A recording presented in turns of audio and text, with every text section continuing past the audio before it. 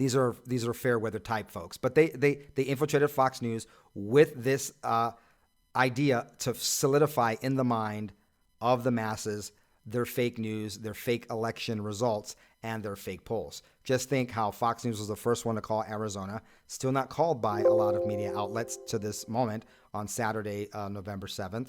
And they were out there pushing this idea that Biden might actually win. It was fake news all along. Now you hear them say here that, oh, they won with more votes, historic amount of votes.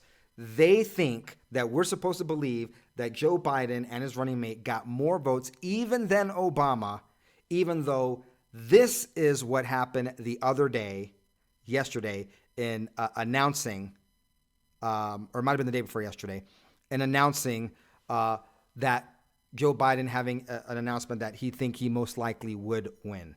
This is the guy supposedly that got more votes than Obama in 2008.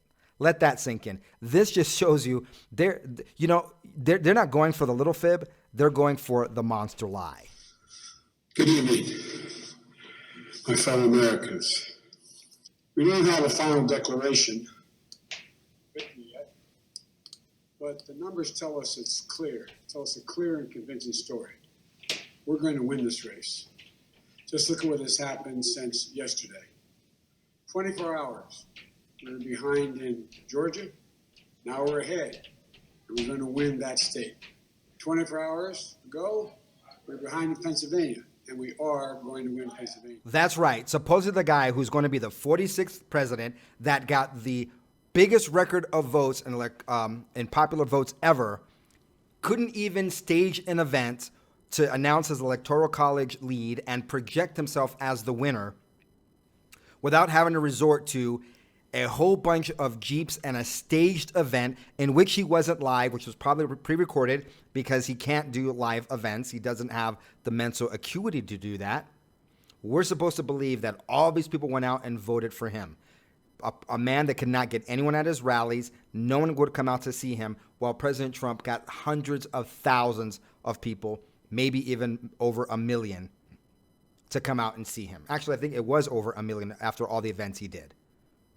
They lie so bad and they're so deceitful, these satanic forces in the Democrat Marxist camp, that they want you to literally disbelieve your eyes. Well, folks, Joe Biden had a rally, but he was not there. It was a dystopian nightmare. The media covers for Biden as he blasts video message to a quote-unquote rally filled with empty red, white, and blue Jeeps. You cannot make this stuff up. We don't have a final declaration of victory yet, but the numbers tell us it's clear. Tell us a clear and convincing story. We're going to win this race. Just look at what has happened since yesterday. 24 hours. We were behind in Georgia. Now we're ahead, and we're going to win that state. 24 hours ago, we were behind in Pennsylvania, and we are going to win Pennsylvania. And now we're ahead, but we're winning in Arizona, we're winning in Nevada, and in fact, our lead just doubled in Nevada. We're on track to over 300 electoral college votes. And look at the national numbers.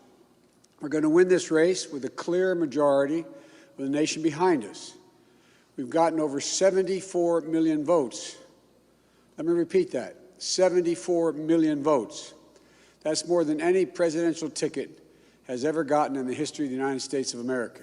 President Trump garnered 5.5 million more votes than he did in 2020 than he did in 2016 and closed the gap in the final days after barnstorming the nation. Whether he chooses to concede or decides to wait until these legal challenges play out is yet to be seen. That's right. Fox News actually reported that whether President Trump was going to concede or wait till the legal battles are over remains to be seen.